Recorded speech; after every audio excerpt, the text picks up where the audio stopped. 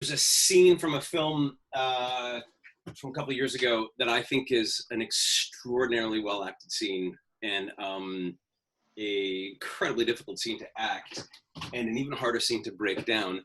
And then this is week two, so also a challenge for the actors to emotionally prepare. So we're going to just study it, and then we're going to study the scene. Then we're going to break down the scene, and I need you guys to help me break down the script. We're going to discuss themes, conversations, objectives. It's a tough little scene, a little nugget. And I did it last night for actors, and they had a hard time breaking it down. And then we're going to see the mastery of the two actors doing it, but also it kind of, what it does is it reveals the secrets of the scene, and you go, oh. So I could show you the scene and then go back and rebuild it, but I think it's better for us to study it. Far From Heaven is 1957. It's America. It's a film about prejudice, but it's a very, very difficult little movie because you're inside the point of view of the woman, of the wife, the 50s housewife. And so the film itself is prejudiced to teach you about prejudice. So it's kind of mind-boggling to study. And that's why when I give it to actors, they have a really hard time because they can't divorce their 21st century thinking from it. And I keep telling actors, when you're breaking down scripts, when you're studying scripts, you have to study from some kind of like godlike point of view where your bias and your understanding and your prejudice is gone, so you can understand the characters, okay?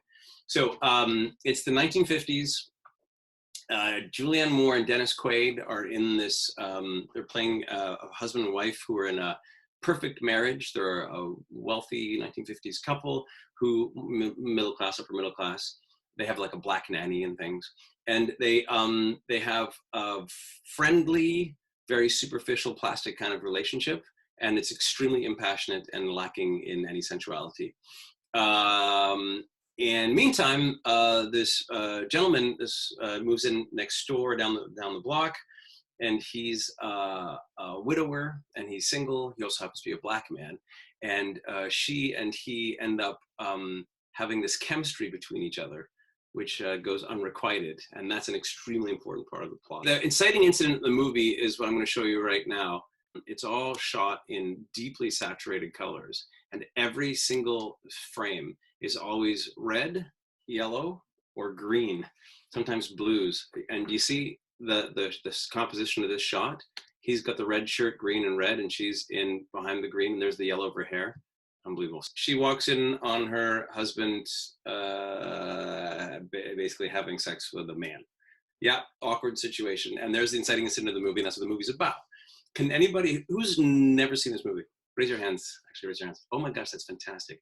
If you've never seen the movie, can you guess as to why it's shot in such saturated primal colors? Also, do you notice the soundtrack? Extremely 1950s soundtrack. To show the period?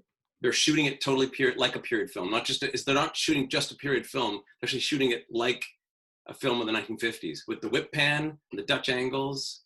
Yeah. And there's something with the saturated colors that's really important. We're going to get back to. Okay, good. Everyone following? So that's the inciting incident of the film. She catches her husband in flagrante. Yeah. All right. Now, let's read the scene itself. This is the next scene, and it's the one of the most beautiful scenes ever. I always want to give it to the class. The thing is that it's a very short scene. It's only 3 pages, and so a lot of time actors are like, I need more for the month, but it's one of the hardest scenes ever. So here's the next scene, which we're about to watch, but we're going to break it down first. Everybody pay attention, and I need to hear what you think the theme is, the whole point of the film, what the two conversations are, what the objective, relationships, what the emotional core truths are, what's the arc, who wins the scene, who loses the scene in the 3-act structure. It's a toughie. It's a very, if you guys saw Keenan and Madeline do Betrayal by Harold Pinter last month, you would understand this is a very Pinteresque scene. It's very, very, very quiet. Okay, here we go. This is the shooting script. It's slightly different than the scene we're going to watch.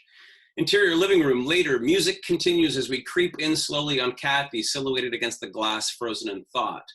Suddenly, there's the sound of keys at the door, and we stop, silent. Cathy doesn't move. Frank quietly shuts the door behind him and turns around. Dead, eerie silence. He removes his coat, hangs it on the rack, and takes a quilt out of the closet. He turns and stops, sensing something. Then he sees her. Cathy just stares, but there's a new kind of death in her face. Gosh, Cathy just stares, but there's a new kind of death in her face. Frank drops his head. He remains still for several seconds. Finally, from a strange distance, Mr. Maynard left an estimate for the roof. I put it in the kitchen. silence, 1,200 something. I assume you'll want silence, a second opinion. Cathy, I can't. silence, I know. silence. He drops his head. I don't. He doesn't finish. Silence. What? I don't even. Frank looks up. He sighs with resignation. See, once, long time ago, long time ago, I had problems. I just figured that was it. I never imagined. You had problems. Yes. You never spoke to anyone? The doctor? No. No one? Frank shakes his head. I don't understand. I don't either. What if, I mean, there must be people who, I don't know. there must be. Frank suddenly seems 100 miles away. Frank, Frank can barely look at her, let alone respond. because otherwise I don't know what. Oh, Frank. Soft music begins. Frank closes his eyes and quietly nods. Cathy exhales a tiny breath of relief. Thank you. He slowly turns, and Cathy watches as he starts up the stairs, music expanding. That is a formidable scene. Well read. Very, very, very difficult to act, and very, very empty. So Martin was here yesterday, so don't answer Martin. Oh, and so Simon. But I want to ask you so many questions because the script is often misinterpreted, and the misinterpretation of the script comes from our bias that we bring to the script as opposed to what is the movie all about. So before we even start, there's this, why is she talking about Mr. Maynard off the top? 2 is he goes, Cathy, and she goes, I can't. I can't what is a very, very important question. And he says, I know. And then we go into this whole thing about once a long time ago, long time ago, I had problems. But of course, she just caught him this evening. So it's not that long ago, is it? And then she goes, you never spoke to anybody. I don't understand. And then this is a line that is misinterpreted all the time. I don't understand. And if I was to just give this script to a bunch of actors and say, cold read it, go ahead, and this is almost always done incorrectly. Like, I don't understand, but what does she not understand? It has to be really clear. I don't either, right? And then this here, soft music begins, cues the third act, always in a 1950s film, let alone a 2020 film. So here's our third act. Frank closes his eyes and quietly nods. And then she says, thank you. So you start going, what exactly is this scene about, right? So authenticity over family, rules versus desire, truth versus commitment, truth versus love, truth versus compassion. I can't break up the family. Right, all that's wrong. So well done, you've all gotten it wrong, which is excellent because the scene is, hey, Casey, the scene can be extremely confusing. So, Casey, don't answer because I know you know all the answers.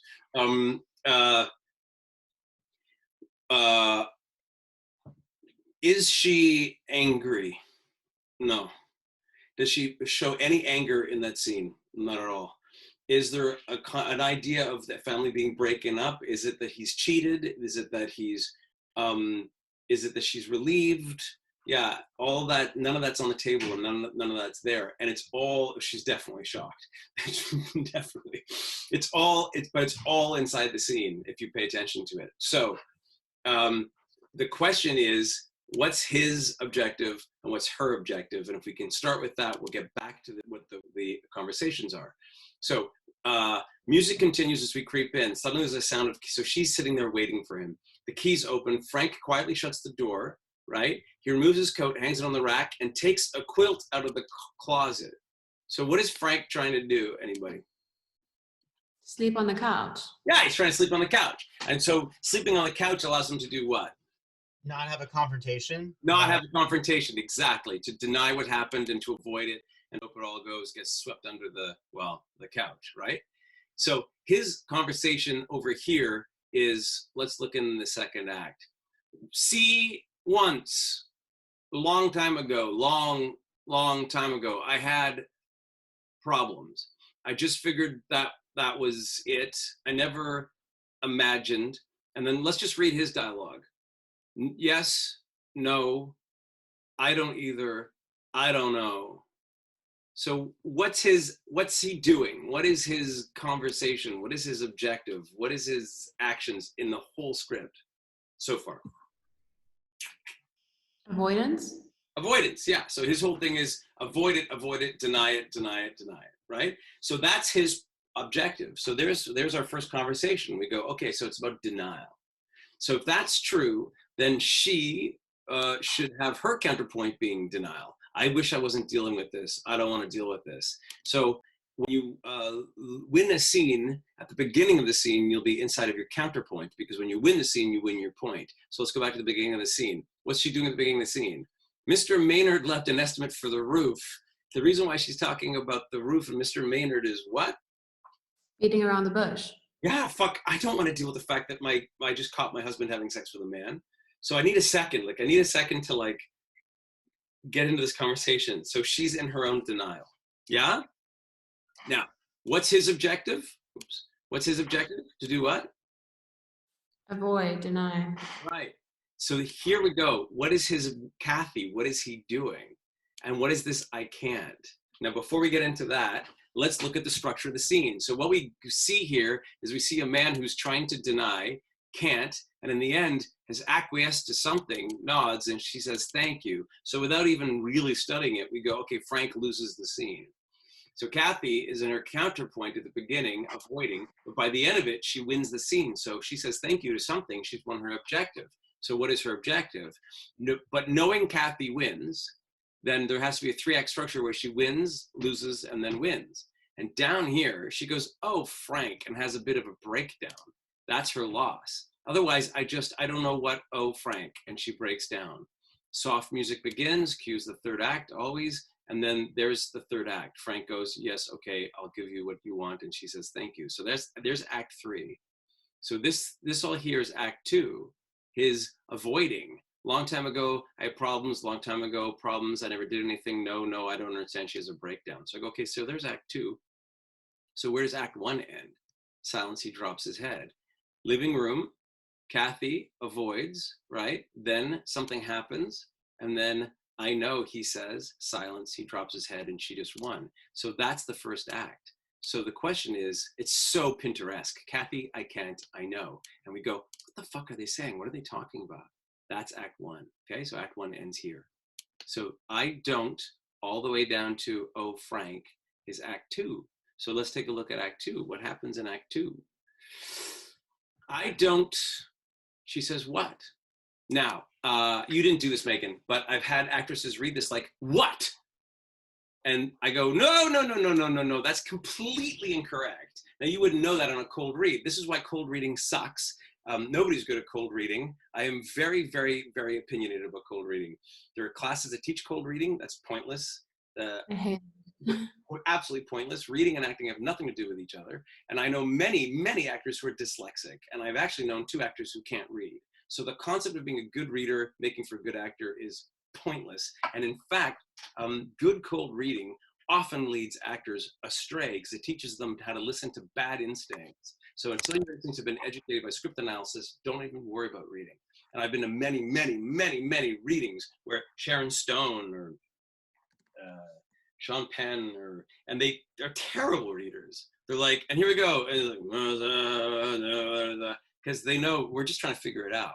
But a lot of actresses would make the mistake of reading this line. Silence, he drops his head. I don't, he doesn't finish. She goes, what? You fucking asshole. You homo. And then we're back into Angels in America. Are you a homo? That's not the scene at all. So we go, well, what is that? What is it? And we're going to get to that in a second. Oh, there's all sorts of things going here. Nope. Is her objective to get him to stay with her? Nope.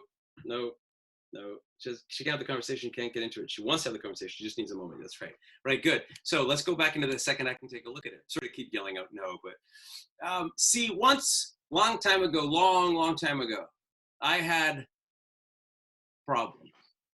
I just figured that was it. I never imagined, and she picks up on you had problems. And the ... if you can, who's Megan?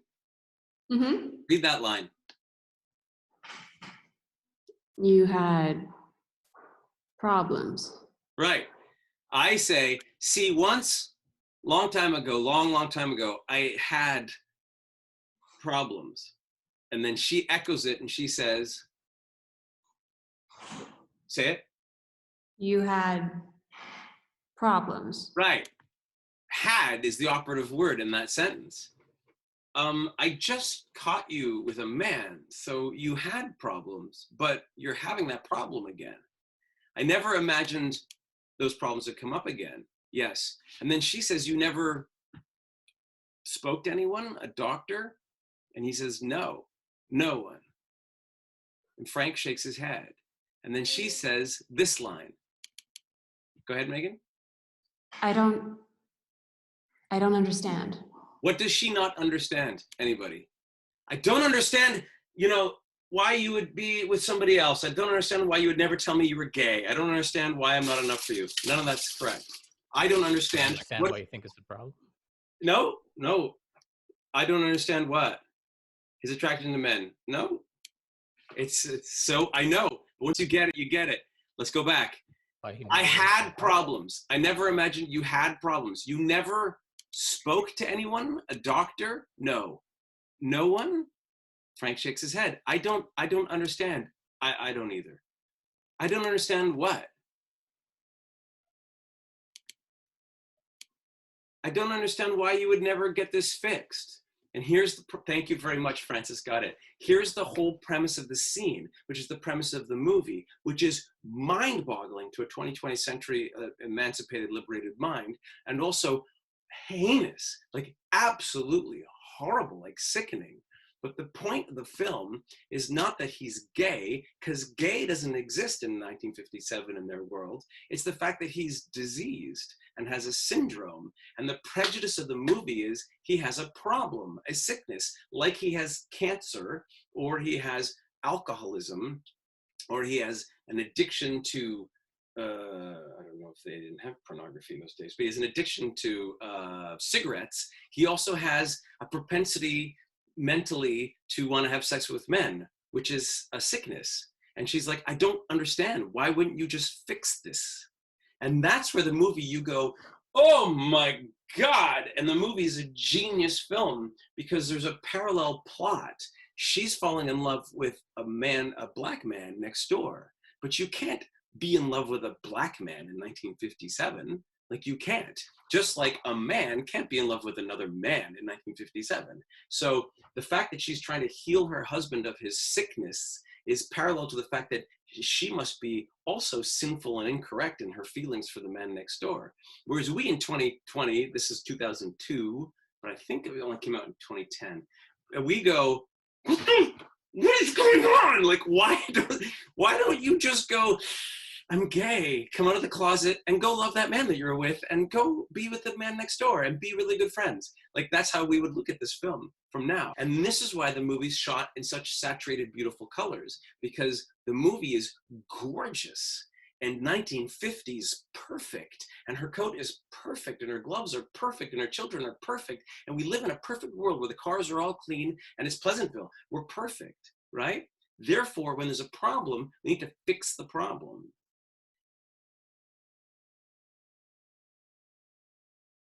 This is a woman who loves her husband. So over here, when she says, what? She's coaching him. She's like, what, Frank, what? Let me help you. Let me love you. Let me take care of you.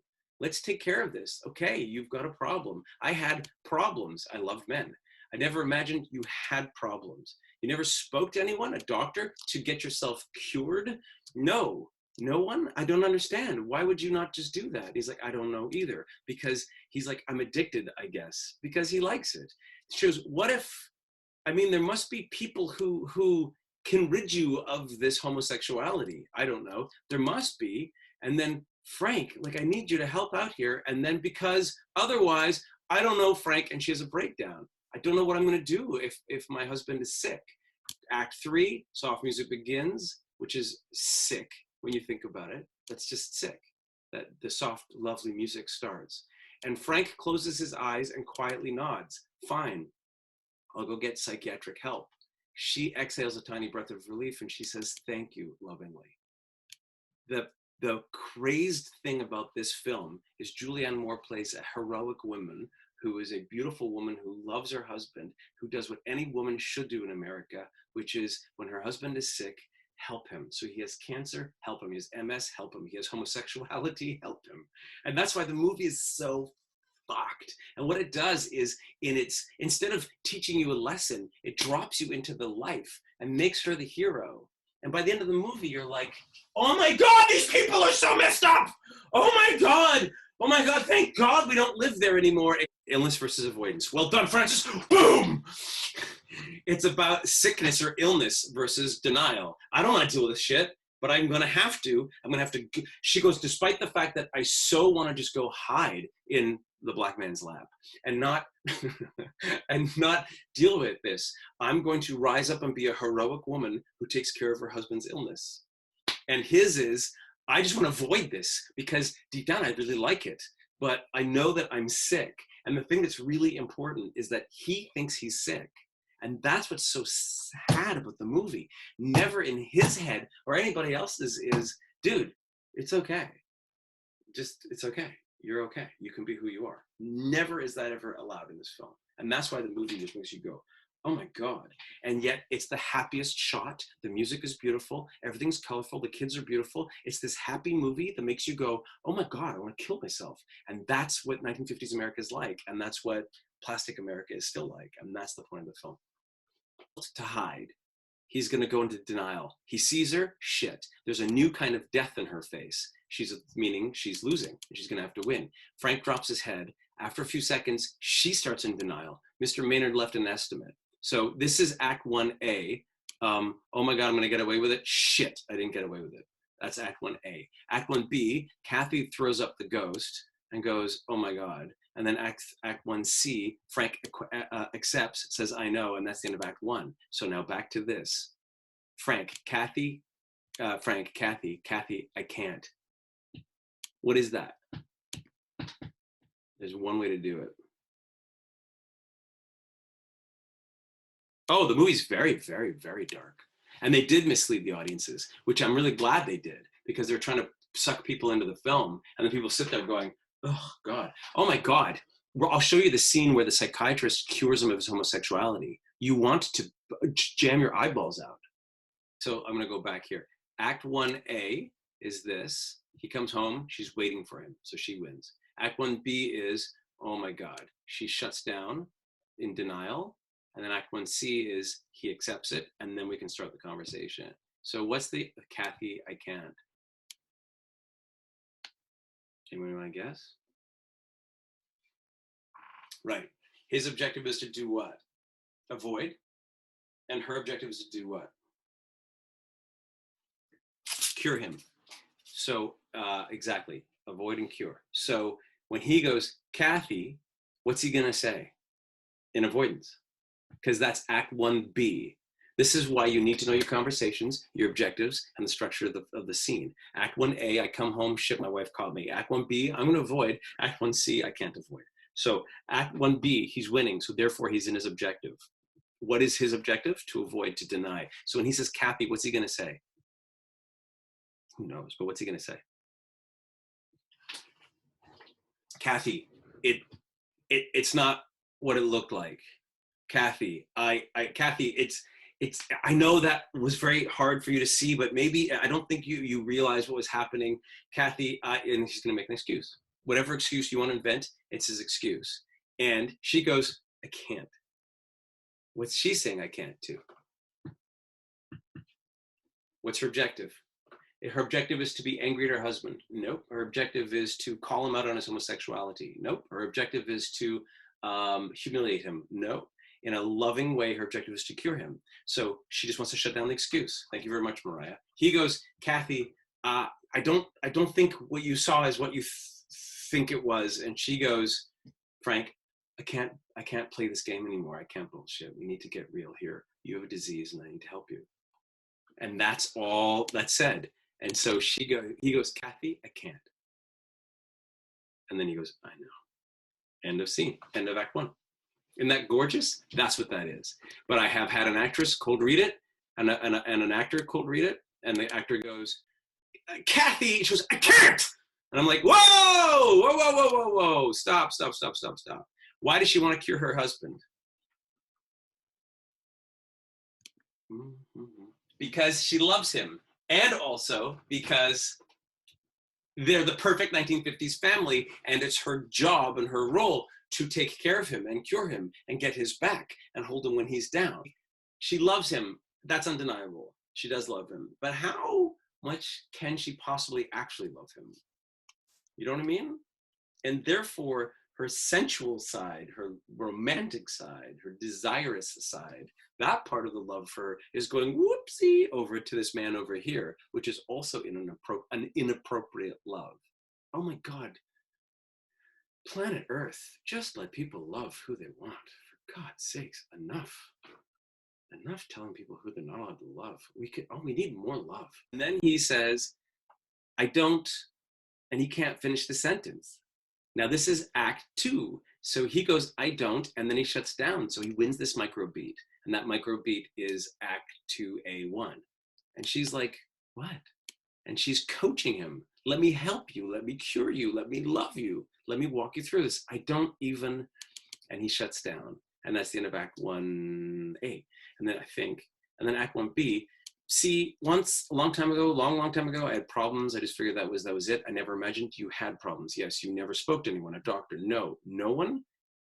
I don't understand. I don't either. I mean, what if there must be people who I don't know, but there must be. That's the end of Act 2B, because she just won the conversation. He's trying to avoid.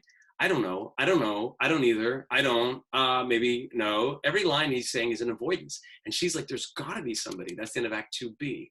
And then suddenly she goes, Frank, because otherwise I don't know, oh, and she has a breakdown. And that's like, I don't know what I'm gonna do with my life, because I'm supposed to be in love with you and take care of you. And what are we gonna do if you have a disease that you don't cure yourself of? You have an eating disorder. You have an addiction to alcohol. You have a compulsive propensity towards gambling.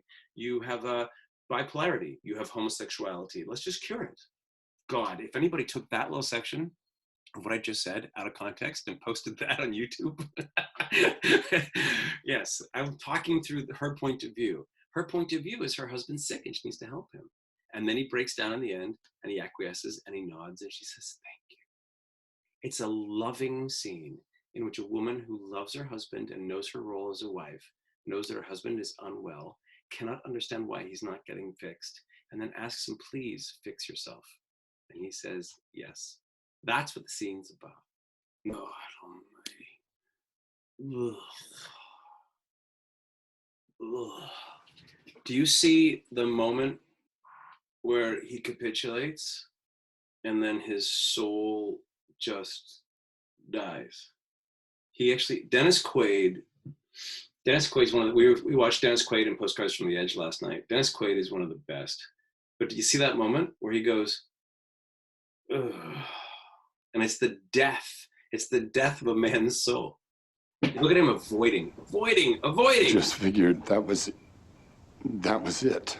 He can't even get it out. He's like, he can't breathe. See, I don't understand. Like, I don't understand. Why would you? It's not, I don't understand why you're having sex with men. It's not, I don't understand why you would do this to me. It's, I don't understand. You're not well. Why don't you just get it fixed? Like, I don't understand. Go to an HA meeting.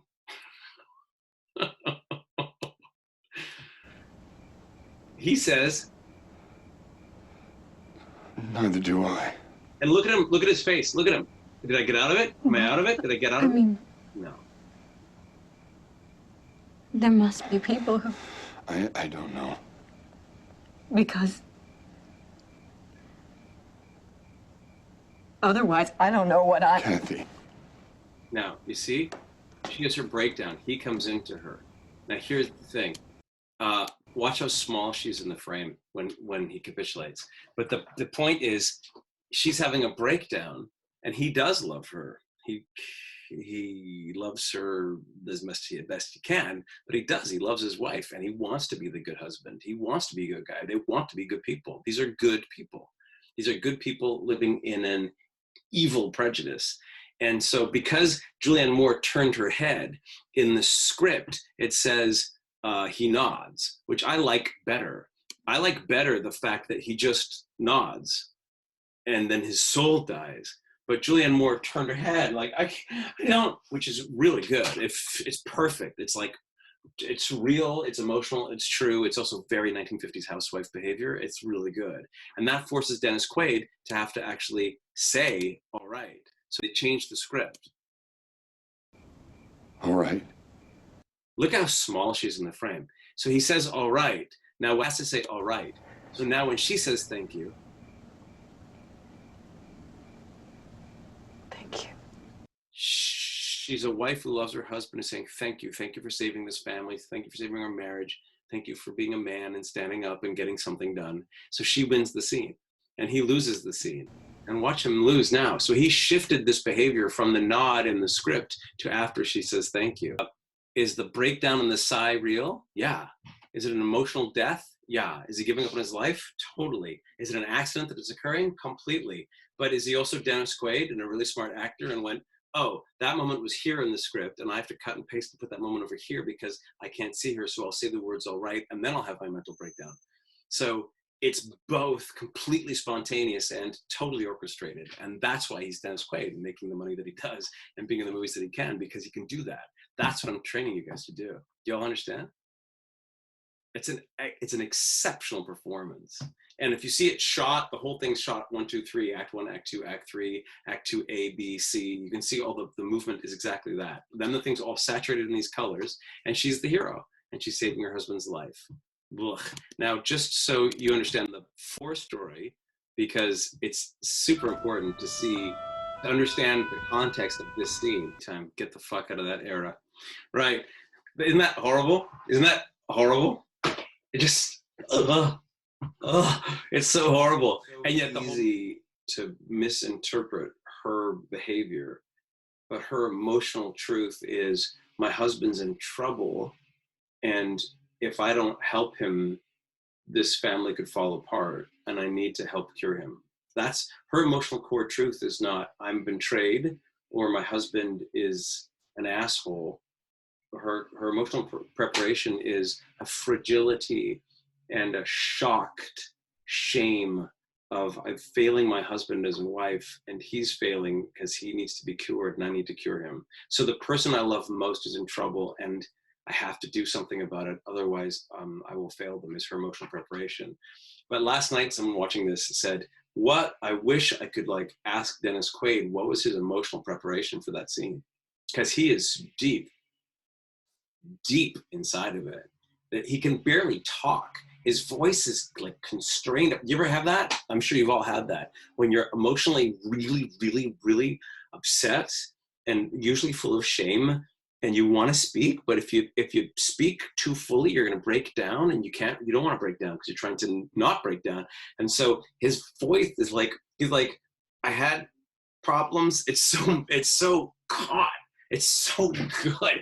And it's because he's deeply in this emotional place. So his emotional preparation, I think, is the shame of self-hate and the deep, deep embarrassment of knowing you're not trying to get better and letting everybody you love down, or something really, really, really sad, because that's what's happening. It's just sad, but that's where he's at.